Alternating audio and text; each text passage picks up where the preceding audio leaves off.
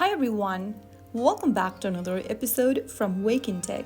Today I'm going to be guiding you through how to redeem Groupon gift card. To redeem your Groupon gift card, first of all go ahead and open up a web browser on your device.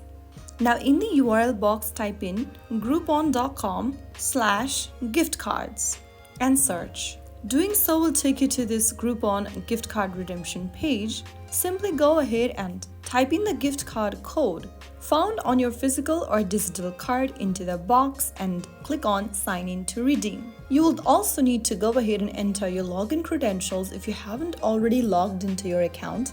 And right after you do that, the gift card amount will be added to your Groupon account as Groupon bucks. So that's it. That's how you easily redeem your Groupon gift card. If you found the video helpful, don't forget to like, share, and subscribe the channel for more easy tutorials like this. I'll see you in the next one. Thanks for watching.